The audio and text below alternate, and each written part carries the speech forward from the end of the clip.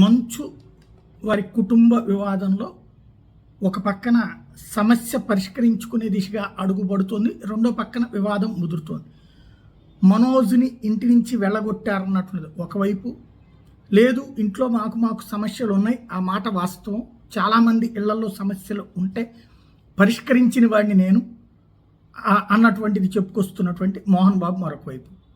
విష్ణు విదేశాల నుంచి రావడం, వచ్చిన తర్వాత జరిగినటువంటి పెను మార్పులు, ఈలోపు పోలీసులు రంగప్రవేశం చేయడం, పోలీసులు వచ్చి రావడంతోనే ఇటు బౌన్సర్లను అవతలకు పంపించాడు.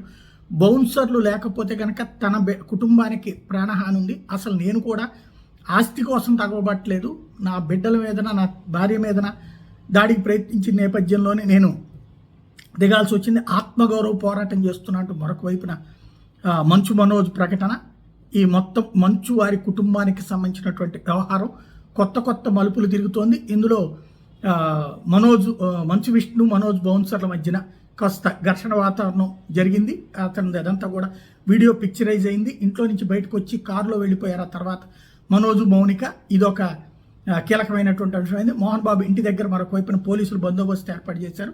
ఈ సమస్యను పరిష్కరించుకుంటాం, దీంట్లో ప్రాబ్లం ఏమీ లేదంటూ మరొక వైపున మనోజ్ తాజాగా ప్రకటన చేసుకొచ్చారు, మోహన్ బాబు కూడా ప్రకటన చేసుకొచ్చారు.